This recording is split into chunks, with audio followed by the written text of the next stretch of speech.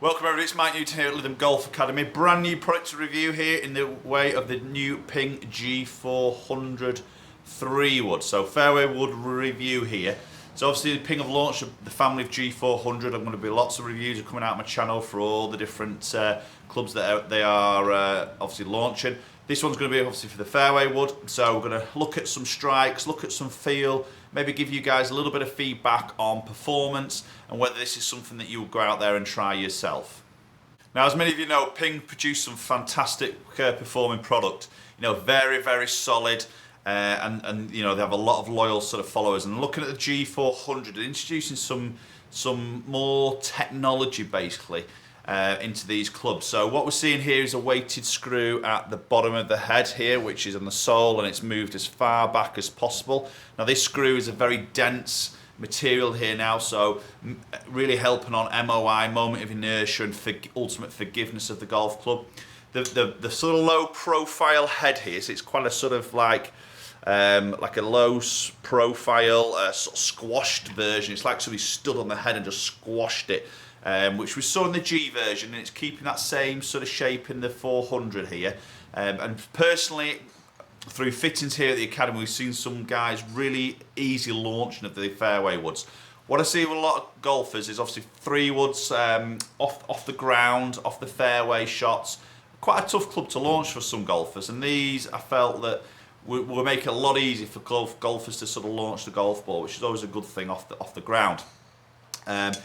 It sits fantastically well. For me personally, I think it just pop these fairway wood down of Ping and they just sit beautifully and square, and they look again really inviting. I think because it's low profile, the ball looks like it's sat up a little bit in a way, and it just gives you that little bit of confidence that you can just launch this ball into the air.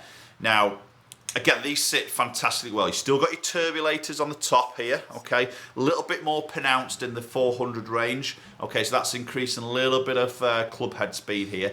And what they've sort of done here is they've made this this new steel sort of face insert here, which is giving 30% more ball speed, okay? So it's the thinnest and sort of more like trampoline-y effect, obviously within regulations of the R&A. But they are giving what they were saying 30% more ball speed, so you're going to get a faster ball speed, easier launching golf product here in terms of fairway wood to help you sort of fairway shots. Now, still got the neck sleeve in here, so you can adjust the loft up and down up to 1 degree, and there also is 0.6 of a degree in between those, so you can go up 0.6, up a degree, or keep it at the standard loft, which is 14.5, or you can come down 0.6 or down a degree. So there's quite a lot of options there to alter your launch conditions, depending maybe on the conditions of the day or your dynamic loft you're delivering to the golf club to try and help you get that launch in the right window for yourself. Okay, so let's get underway. Let's hit some shots with this. Let's give you a little bit of feedback. I've got GC2 set up here, so I'm going to give you a little bit of feedback on maybe launch and distance that I'm hitting it, and also a little bit of feedback on feel. So we're going to hit some shots now. Now I've actually got up, because as I'm shooting this video, it's actually open week at Royal Birkdale, so I've got Royal Birkdale on the simulator here, so I've set up the first hole, which is quite a demanding tee shot, and you've seen a lot of the players hit either iron or a 3-wood off the tee here. So I'll set up the first hole here. I'm going to hit some shots down the first. Let's see if I can find the fairways off the tee here. So get the first one underway. As I mentioned, sit this down by the ball. It looks fantastic. Really, to me, it looks really, really square. Sits beauty. It looks really easy to launch. Let's give this one a hit.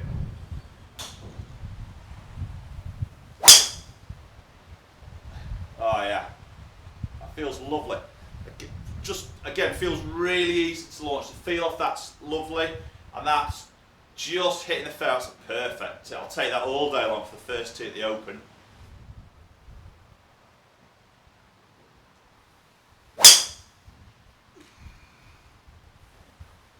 Yeah, that feels fantastic. Just push that a fraction there, maybe a little bit low in the face. Now I'm hitting all these shots off the deck here, so I'm not using a tee. A little bit low in the face, that just spun up a tiny bit there. I love the look of it. I think that the turbulators here really frame the ball when you sit the club behind it. I'm loving the dark shaft here. It looks light here, the paint on it, as you put it down, it sort of turns dark as you look down, which I think looks brilliant. Loving the shape of it. I love the matte finish on it.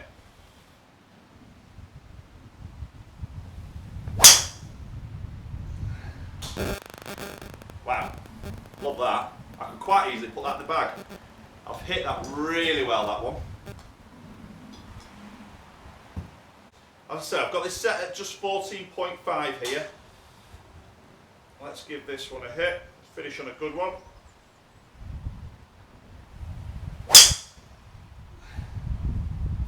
Wow, I love that. That's a bit of the tiger line. That just cleared that bunker. Oh, just caught the rough. That was nearly absolutely perfect. Again, the strike's good. It feels good. It sounds really good there. Strike pattern for me just moved a little bit, and I'm going to show you those spin numbers on there of how that changes and ultimately affects a little bit of distance. But obviously that's my performance. That's my strike here. And you guys are probably going to be the same. We're not always going to hit the middle of the golf club, so it's important to look at those strikes. Having said that, I could feel the movement of strike. They all felt really solid. So I think this terms of forgiveness, maybe this high density weight at the back here is helping with this MOI. They all felt really solid. I could tell I've missed the middle, but visually looking at it, it didn't look massively different, and it still felt really, really solid. Okay, so looking at some numbers here. So we've got club head speed averaging at 110 mile an hour, ball speed 154. Very consistent there on the ball speed. Okay, which is, again, I'm going to show you some strikes in a minute because we'll just move that strike pattern around a little bit, but that's really good. Launching around 10.4, so again, I generally strike it a little bit low in the face. You can see the ones here. Again, we're going to look at strike in a minute. Just pops it off a little bit lower there. So maybe for me personally, I might see that loft introduction here. Having said that, I see the ball climb quite nicely, or it does climb. Maybe, again, I would have to delve around a little bit with shaft option. This was just a stock alter shaft here, so maybe a slightly tip stiffer shaft would suit me a little bit better because I'm just seeing my spin just creep up a little bit here. Couple early ones there, just a tiny bit high on the spin. Again, we're going to look at strikers to see why that is a reason. Looking at a total carry there, so averaging at 242. So the last two have probably struck a better with a better spin number there. You can see 253, 244 carry against 238 and 234 when I got it spinning up a little bit when they were a little bit lower in the face. So total distance running out roughly at 253. I'd probably expect to see more of maybe that third shot there, pitching around that 250 mark with a 3-wood. That's what I would probably generally see. But let's have a little look at these strikes and look at these spins and maybe just see how these different distances here just change because of strike.